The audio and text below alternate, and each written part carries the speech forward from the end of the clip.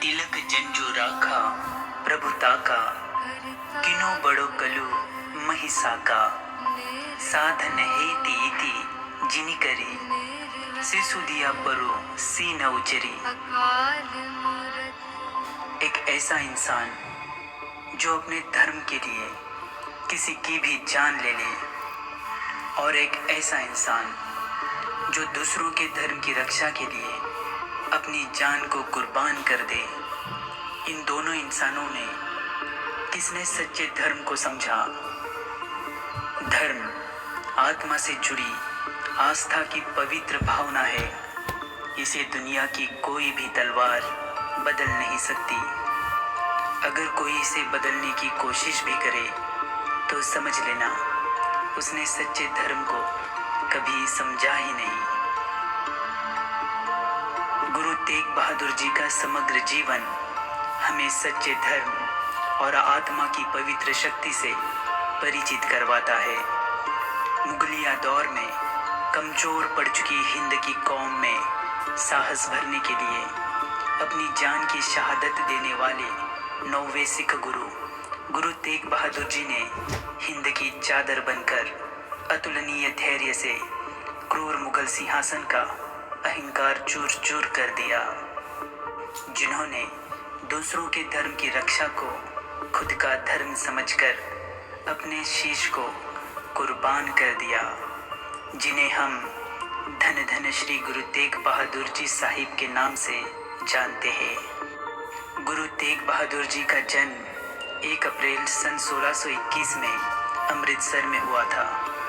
वे सिख संप्रदाय के 6वें गुरु श्री हरगोविंद जी साहिब के 5वें पुत्र थे। जन्मतः उनका नाम त्यागमल रखा हुआ था, लेकिन मात्र 14 साल की उम्र में मुगलों के साथ हुई लड़ाई में पुत्र त्यागमल के पराक्रम को देखकर गुरु हरगोविंद जी साहिब ने उनका नामकरण तेग बहादुर कर दिया। संत स्वरूप गुरु तेग बहादुर को बचपन से ही गुरुबाणी, वेद शास्त्र एवं उपनिषदों से लगाव था। अध्यात्म के साथ साथ वे विभिन्न शस्त्र विद्याओं में भी पारंगत कर गुरु हरगोविंद जी साहिब ने उनका नामकरण तेग बहादुर कर दिया। संत स्वरूप गुरु तेग बहादुर को बचपन से ही गुरुबाणी, वेद शास्त्र एवं उपनिषदों से लगाव था। अध्यात्म के साथ साथ वे विभिन्न शस्त्र विद्याओं में भी पारंगत थे। सन 1664 के मार्च महीने में 8वें सिख गुरु हरिकृष्ण जी साहिब की अकाल मृत्यु के पश्चात तेग बहादुर जी को सिखों के 9वें गुरु के रूप में गुरु गद्दी सौंप दी गई। गुरु तेग बहादुर साहिब गुरु नानक द्वारा बताए मार्ग पर चलते हुए भारत की विभिन्न स्थलों की यात्रा कर गरीब दुखियारों के कष्ट दूर करने लगे। इस कारण धीरे धीरे हजारों लोग उनसे जुड़ने लगे, सिख धर्म की दीक्षा लेने लगे। इस प्रकार समूचे उत्तर भारत में गुरु तेग बहादुर जी साहिब और सिख धर्म का प्रभाव बढ़ने लगा। इसी दौरान दिल्ली की मुगल सत्ता शाहजहां के हाथों से निकलकर क्रूर और निर्दयी औरंगजेब के हाथ में जा चुकी थी। अपने 3 भाई और 2 भतीजों की हत्या कर औरंगजेब ने बड़ी निर्दयता से सत्ता को अपने कब्जे में कर लिया था। खुद को अब्दुल मुजफ्फर मोइनुद्दीन मोहम्मद औरंगजेब समझकर वो गैर मुस्लिमों को काफिर मानने लगा था।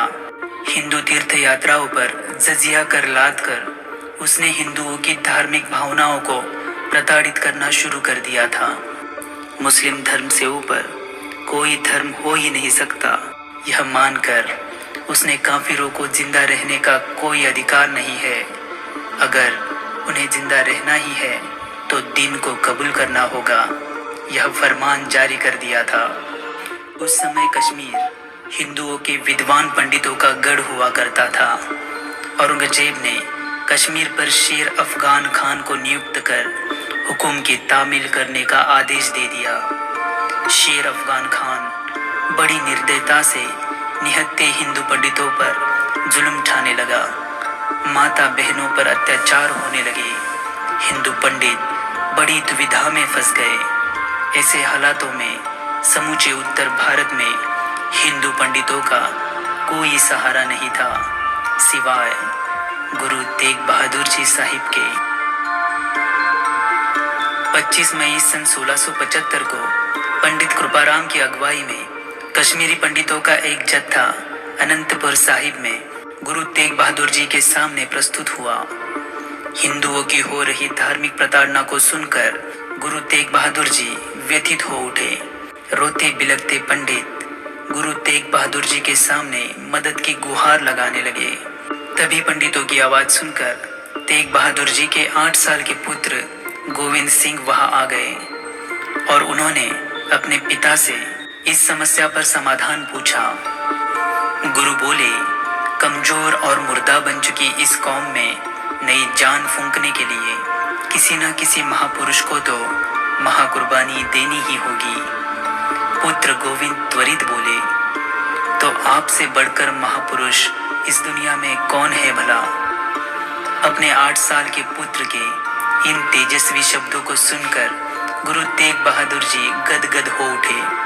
उन्होंने पंडितों से कहा, जाओ कह दो उस बादशाह से पहले गुरु तेग बहादुर का धर्म परिवर्तन करके दिखाओ और फिर हम सब खुशी से हमारा धर्म परिवर्तन करेंगे।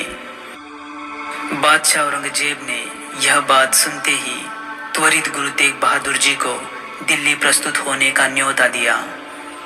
समय की नजाकत को समझते हुए गुरु तेग बहादुर जी अपने पुत्र गोविंद सिंह को गुरु गद्दी सौंपकर दिल्ली के लिए निकल पड़े। उनके साथ बड़ी निर्भयता से भाई मतीदास, भाई दयाला, भाई सतीदास और भाई जैता भी शहादत का चोला ओढ़कर अनंतपुर साहिब से निकल पड़े। रास्ते में दीन दुखियारों की मदद करते गए, कुएं बावड़ियां बनाते गए। गुरु तेग बहादुर को इतनी निर्भयता से अपनी तरफ आता देख और आम जनता का प्यार पाता देख औरंगजेब बौखला गया। उसने तुरंत गुरु तेग बहादुर जी को अपने साथीदारों के साथ बंदी बनवाकर दिल्ली लाने का आदेश दे दिया। मुगल सेना ने गुरु तेग बहादुर जी को आगरा से बंदी बनवाकर दिल्ली लाया। दिल्ली पहुंचते ही औरंगजेब ने अपना एक नवाब गुरु जी के पास भेजा।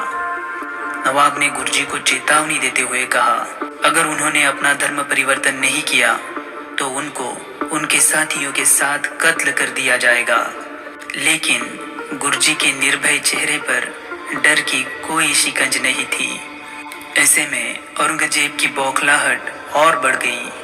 उसने गुरु तेग बहादुर जी के साथियों की एक एक कर हत्या करना शुरू कर दिया। गुरु जी को डराकर धर्म परिवर्तन को राजी करने के लिए भाई मतीदास को गुरु तेग बहादुर जी की आंखों के सामने आरी से काटकर मार डाला गया। भाई मतीदास ने मरते दम तक आरी से बदन को कटने दिया, लेकिन अपने धर्म को नहीं छोड़ा। उसके बाद भाई दयाला को भी उबलते पानी में डाला गया। भाई दयाला भी अपने धर्म पर अड़िग रहे और हंसते हंसते शहादत को कबूल किया।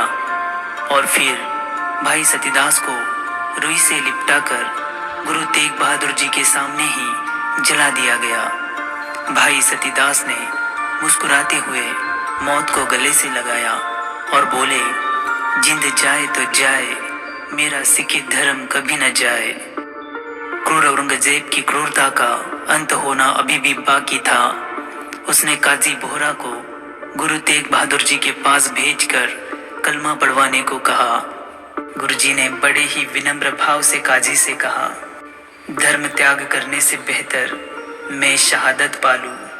गुरु तेग बहादुर जी का अटल और निश्चल जवाब सुनकर औरंगजेब ने उनका सर कलम करने का फरमान जारी कर दिया। 11 नवंबर सन 1675 बृहस्पतिवार के दिन दिल्ली की चांदनी चौक में सुबह के वक्त गुरु तेग बहादुर जी के शीश को धड़ से अलग करवा दिया गया। सिखों के 9वें धर्मगुरु हिंदुओं की धर्म रक्षा के लिए शहादत कबूल कर गए।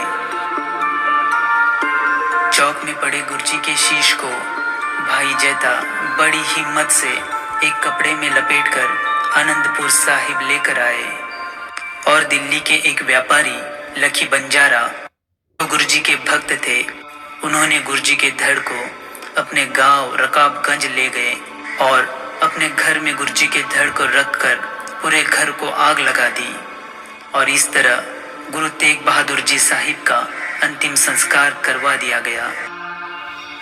गुरु तेग बहादुर जी साहिब के बलिदान ने शहंशाह हिंद के गुरूर को नेस्त नाबूद कर दिया था।